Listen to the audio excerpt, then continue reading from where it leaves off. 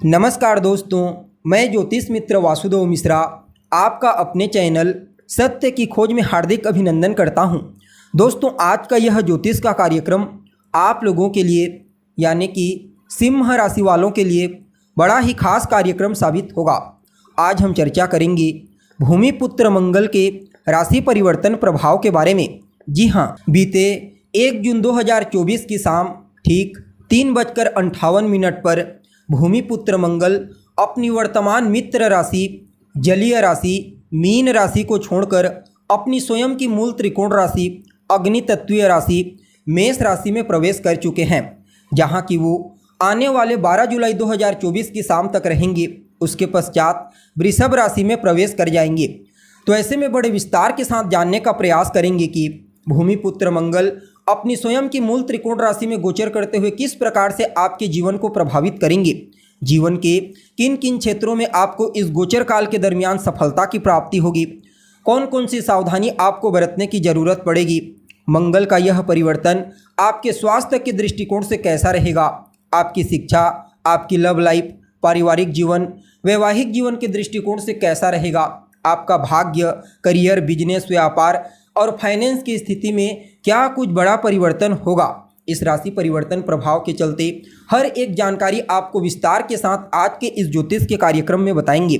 इसलिए कार्यक्रम को बिना मिस किए अंत तक देखने का प्रयास कीजिए। और अगर आप अपनी जन्म कुंडली पर हमसे परामर्श लेना चाहते हैं तो डिस्क्रिप्शन बॉक्स और वीडियो के अंदर आपको हमारा कॉन्टैक्ट नंबर मिल जाएगा, जहां से आप या तो व्हाट्सएप के माध्यम से या फिर डायरेक्ट फ़ोन कॉल के थ्रू अपॉइंटमेंट लेकर अपनी जन्म कुंडली का विस्तार पूर्वक अध्ययन करवा सकते हैं। जी हाँ, तो दोस्तों, कौन है मंगल? हिम्मत, शक्ति, पराक्रम, पुरुषार्थ, उत्साह है मंगल। वाद विवाद, क्रोध और अहंकार है मंगल। अपने इन्हीं कारकत्वों के कारण हमारे जीवन के विभिन्न पहलुओं को नियंत्रित करते हैं। कुंडली में जब मंगल बली हो तो फिर ऐसा जातक बेहद ही ज़्यादा साहसी होता है, निर्भीक प्रवृत्ति का होता है, किसी से न दबने वाला, सदैव मेहनत में विश्वास रखने वाला, हर मुश्किल परिस्थिति का डट कर सामना करने वाला होता है। वहीं मंगल यदि कुंडली में कमज़ोर हो तो ऐसा जातक दब्बू प्रवृत्ति का हो जाता है, बहुत ही शीघ्र घबरा जाने वाला होता है। इसलिए मंगल का बलवान होना बेहद आवश्यक माना जाता है। अब देखा जाए तो मंगल यहाँ पर अपनी स्वयं की मूल त्रिकोण राशि में होंगे और उनके ऊपर शनिदेव, जो कि अभी वर्तमान समय में अपने ही मूल त्रिकोण राशि से गोचर कर रहे हैं, उनकी तीसरी दृष्टि होगी। अतः गोचर कुंडली में विस्फोटक योग का भी निर्माण होगा।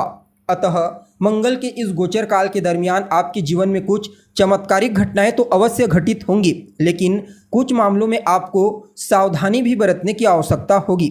जी हाँ, अब देखा जाए तो आप सभी सिंह राशि के जातकों के लिए सेनापति मंगल का यह गोचर आपकी राशि से नवम भाव में हुआ है। मंगल यहाँ पर आपके लिए चतुर्थ भाव और नवम भाव के स्वामी बनकर आपके नवम भाव से अर्थात आपके भाग्य भाव से गोचर कर रहे हैं। अतः आप सभी सिंह राशि के जातकों के लिए मंगल के इस गोचर काल को किसी वरदान से कम नहीं कहा जा सकता। जी हाँ, नवम भाव किस चीज़ का होता है? तो यह आपके भाग्य के साथ साथ आपके धर्म का स्थान होता है।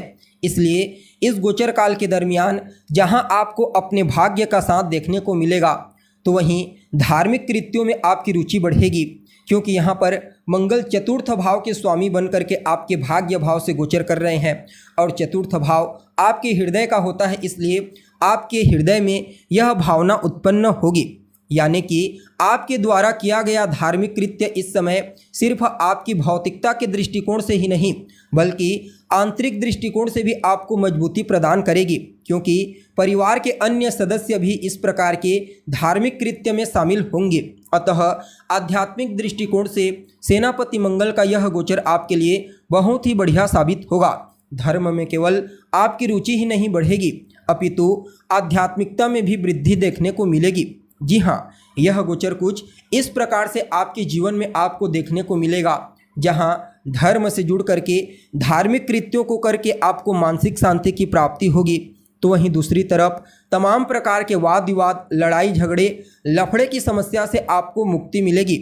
यात्रा आपके लिए बड़ा ही लाभप्रद साबित होगी, चाहे फिर स्वदेश में हो या विदेश में, हर जगह से केवल और केवल लाभ की प्राप्ति आपको होने वाली है। भाग्य का मजबूती के साथ साथ देखने को मिलेगा, जो कि अत्यंत ही श्रेष्ठ है। इसलिए चाहे नौकरी पेशा हो या फिर व्यापारी वर्ग, सभी के लिए इस गोचर काल को बहुत ही बढ़िया कहा जा सकता है। बस थोड़ा सा संभल करके आगे बढ़िए, बाकी हर कार्य में आपको सफलता की प्राप्ति होगी, ऊंचाई और श्रेष्ठता की प्राप्ति होगी। पारिवारिक जीवन में भी खुशियों का आगमन होगा, एक दूसरे के साथ तालमेल बेहतर होंगे। अचल संपत्ति से संबंधित आपके जितने भी कार्य हैं वह सब कार्य बनते हुए नजर आ रहे हैं। और विद्यार्थियों के लिए भी कहना ही नहीं, इस समय गुरुजनों का विशेष अनुकंपा उनके ऊपर होगा, जिसके चलते जीवन में हर प्रकार से केवल उत्तरोत्तर परिणाम श्रेष्ठता की ओर ही जाएगा। जी हाँ, यानी कि सिंह राशि वालों के लिए इस गोचर काल को एक तरह से देखा जाए तो बाहर लेकर के आया है, ऐसा हम कह सकते हैं। यानी कि केवल और केवल फायदा ही। जी हाँ, देखिए जैसा कि आप जानते हैं मंगल के पास 3 विशेष दृष्टियां होती है। जहां पर मंगल होते हैं वहां से चतुर्थ, सप्तम और अष्टम भाव को अपनी दृष्टि में रखते हैं। अब यहाँ पर गोचर कुंडली में मंगल के ऊपर शनि की भी तीसरी दृष्टि होगी। अतः कुछ मामलों में इनकी दृष्टि नेगेटिव परिणाम उत्पन्न कर सकती है। पहले तो आपको अपने पिता के स्वास्थ्य का ख्याल रखना होगा। किसी भी प्रकार से ऑपरेशन की ओर यह स्थिति लेकर के जा रहा है। 12वें भाव पर दृष्टि पड़ेगी, परिणाम स्वरूप आपका व्यय बढ़ेगा, यानी कि आपका खर्च बढ़ेगा। अब देखिए खर्चे तो होंगे, लेकिन अगर वह खर्चे सही कार्यों में हो जाए, धार्मिक कृत्यों में, दान पुण्य के कार्यों में, तो आपकी पैसों की बर्बादी नहीं होगी और आप पैसों की बर्बादी से बच जाएंगे। अन्यथा पैसा बेमतलब की चीज़ों में ही चला जाएगा। मंगल की सप्तम दृष्टि तीसरे भाव पर होगी, जो कि अत्यंत ही श्रेष्ठ है। आपको पुरुषार्थी बनाएंगे, आपकी हिम्मत, आपके पराक्रम में वृद्धि करेंगे। छोटे भाई बहनों का सहयोग आपको मिलेगा। किसी भी प्रकार से कोई अनबन की स्थिति, वाद विवाद की स्थिति पूर्व में उत्पन्न हो गई थी तो पुनः एक बार से स्थिति बेहतर होगी। और 8वीं दृष्टि चतुर्थ भाव पर पड़ेगी, जिसके चलते भौतिक सुख सुविधा, भूमि, भवन, मकान, वाहन, इनसे संबंधित सुखों में वृद्धि होगी। जी हाँ, भूमि, भवन इत्यादि जो कि आपकी चाहते हैं, सपने हैं, वह सब के सब पूरे होते हुए नजर आ रहे हैं। अचल संपत्ति से संबंधित कार्यों को करने के लिए भी इससे बेहतर समय आपको और मिल ही नहीं सकता। इस गोचर काल के दरमियान जितने भी अचल संपत्ति से संबंधित कार्य हैं वह सब के सब आपके पूरे होते हुए नजर आ रहे हैं। बस आपको जी तोड़ ताबड़तोड़ मेहनत करने की आवश्यकता है। अब देखा जाए तो कोई विशेष परेशानी तो दिखाई नहीं दे रही है, लेकिन मंगल की तीसरी दृष्टि होगी और मंगल आपके व्यक्तित्व को भी अभी शनि के द्वारा दृष्टिगोचर करेंगे, क्योंकि अभी सप्तम से गोचर करते हुए आपके व्यक्तित्व को देख रहे हैं। तो यहाँ पर आप जो चाहते हैं, मतलब आपकी जो इच्छा है वह तो पूरी होगी, लेकिन हमेशा याद रखना, जब शनि का कॉम्बिनेशन किसी भी प्रकार से व्यक्तित्व से, दशम से, कर्म से बनता है तो एक सूत्र याद रखना, होगा वही जो आप चाहते हैं, लेकिन तब नहीं जब आप चाहते हैं। जी हाँ, यानी कि सेनापति मंगल और शनि दोनों के दोनों इस समय आपकी सभी प्रकार की चाहतें को पूरा करने का प्रयास तो करेंगे, लेकिन उसके लिए थोड़ा आपको समय का इंतजार करना पड़ेगा। बाकी हर प्रकार से यह गोचर बेहतर साबित होगा, कहीं कोई परेशानी नहीं है। इस गोचर को और बेहतर बनाने के लिए, बेहतर तो है लेकिन और बेहतर बनाने के लिए हनुमान जी की शरण में चले जाइए। खास करके मंगलवार के दिन आपको हनुमान जी के मंदिर में जाना है, उनका दर्शन कीजिए, सुंदरकांड का पाठ कीजिए, हनुमान चालीसा का पाठ कीजिए। बाकी सेनापति मंगल आपको बड़ा ही अद्भुत परिणाम प्रदान करेंगे। जी हाँ, तो दोस्तों हमें उम्मीद है जानकारी आपको पसंद आई होगी।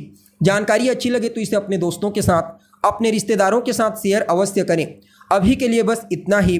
पुनः मुलाकात होगी एक नए और ताज़ा एपिसोड में। तब तक के लिए नमस्कार।